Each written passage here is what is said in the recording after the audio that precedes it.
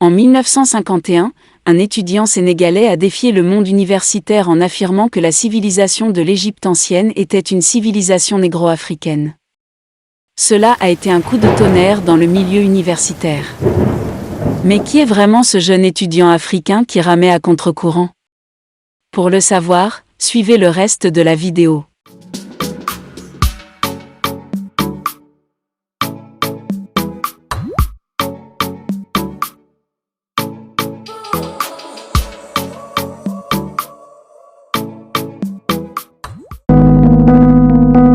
Né le 29 décembre 1923 à Tietou, au Sénégal, à environ 150 km de la ville de Dakar, Cheikh Anta Diop était historien, anthropologue, chimiste, linguiste, sociologue, spécialiste en physique nucléaire et homme politique sénégalais.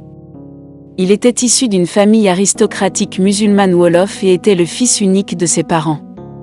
Dès son plus jeune âge, il essaie de créer un alphabet afin de transcrire sa langue maternelle, le wolof, autrement que par l'alphabet latin, car il trouvait que cet alphabet était trop pauvre pour représenter tous les sons de sa langue maternelle, mais son projet n'aboutit pas. Son éducation primaire se déroule dans une école islamique traditionnelle, mais plus tard, il sera envoyé à l'école française de Diourbel, une ville située à l'ouest du Sénégal où il obtient son certificat d'études primaires en 1937. Il poursuit ensuite ses études à Dakar, au lycée Van Vollenhoven, où ses projets pour la reconnaissance de l'Afrique commencent à germer. Il obtient son baccalauréat et en 1946, à l'âge de 23 ans, Diop se rend à Paris pour suivre des études supérieures de mathématiques avec l'idée de devenir ingénieur aéronautique. En 1947, il entame ses recherches linguistiques sur le wolof et le sérère, et dans la même période, il s'inscrit à la faculté de philosophie et de lettres de la Sorbonne et obtient sa licence en 1948.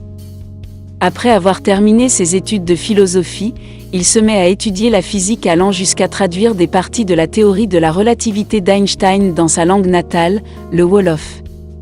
Il obtient 2 diplômes en chimie en 1950 et participe également à la création de l'Association des étudiants africains de Paris.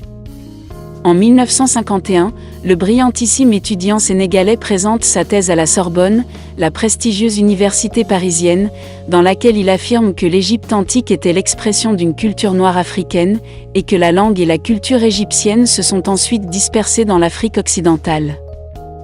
Dans un premier temps, sa thèse est ignominieusement rejetée, et ne parvient pas à réunir un jury.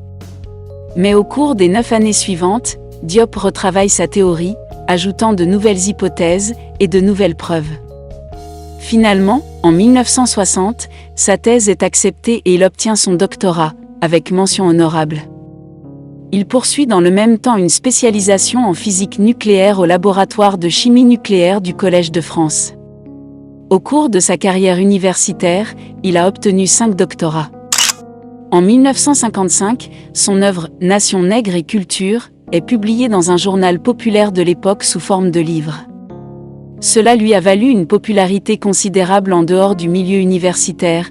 Ses thèses ont été reprises dans des discussions et des débats sur l'identité africaine et ont fait de lui l'un des intellectuels les plus controversés de son époque. Dans les années 1940, les études sur l'histoire de l'Afrique étaient dominées par les Européens, qui considéraient que les populations africaines n'avaient pas de passé historiquement pertinent.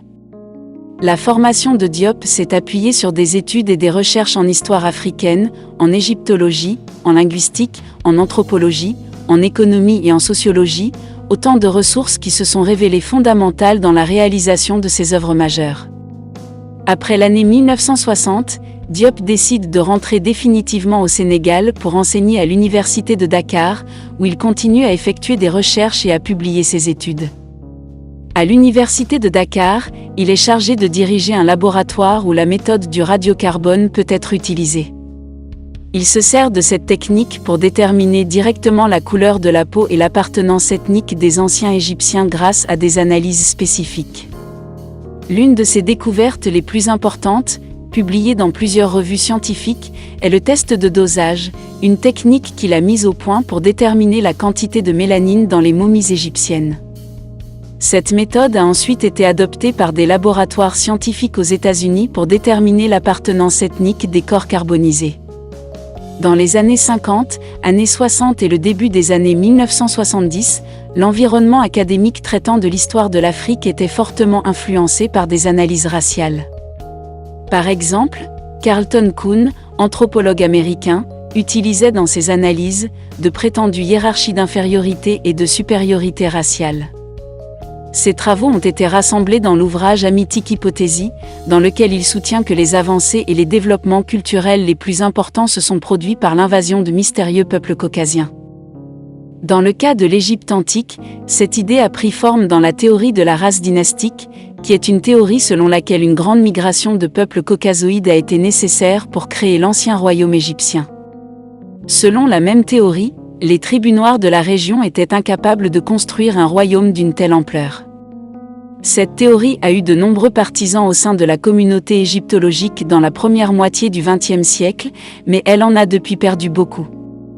Cette même théorie a été fortement discréditée par l'anthropologie moderne. La première véritable condamnation a été apportée par le professeur Cheikh Anta Diop dans son ouvrage « Nation nègre et culture », qui n'a été accepté et soutenu que plus tard par de nombreux chercheurs. En 1974, il publie son livre « Antériorité des civilisations nègres, mythe ou vérité historique ». Dans cet ouvrage, à travers des analyses, des découvertes anthropologiques et archéologiques, il soutient la théorie de l'origine noire des pharaons. Les dernières découvertes de l'égyptologue suisse, Charles Bonnet, sur le site de Kerma confirment certaines de ces hypothèses. Le professeur Cheikh Anta Diop avait souligné que, par le passé, la plupart des chercheurs européens avaient presque totalement ignoré, en ce qui concerne l'Afrique noire, la possibilité de l'existence de civilisations antérieures au colonialisme. Sa pensée est encore très controversée, mais nombre de ses thèses sont reproposées dans les recherches et dans les débats de ces dernières années. Diop définissait la civilisation de l'Égypte antique comme étant négro-africaine. Cette définition est l'un des points les plus controversés. En effet, selon le professeur Diop, la civilisation de l'ancienne Égypte est une civilisation noire et constitue le berceau des cultures africaines subsahariennes. Il défend sa position essentiellement par une série de considérations relatives à des analogies qu'il établit entre des cultures subsahariennes et celles de l'Égypte antique en termes de couleur de peau, de religion, de proximité linguistique, de système matrimonial, d'organisation sociale et bien d'autres. Contrairement à ce que beaucoup supposent, Diop n'a jamais dit que toute l'Afrique suit le modèle culturel égyptien. Accusé par certains d'être raciste, Diop n'a jamais prôné la supériorité raciale des Noirs sur la supériorité traditionnelle des Blancs. En fait, il s'est toujours abstenu de ce genre de propos chauvins. La préparation méticuleuse et la défense acharnée de sa théorie lors du colloque du Caire sur la population de l'Égypte ancienne et le déchiffrage du document méroïtique de 1974, dans lequel il a exposé les incompatibilités et les contradictions du traitement des données sur l'Afrique, reste l'une des pierres angulaires de son œuvre. Son travail a été à la fois largement salué et beaucoup critiqué par une variété de chercheurs. Diop a reçu le prix de l'intellectuel africain le plus influent du XXe siècle lors du premier Festival mondial des arts nègres en 1966. Il meurt le 7 février 1986 à Dakar, demeurant ainsi le précurseur de l'histoire africaine précédant la colonisation. Nous sommes à la fin de cette vidéo, et j'espère qu'elle vous a plu. Merci pour votre attention et n'hésitez pas à laisser un like, à commenter, et aussi à partager. Au revoir.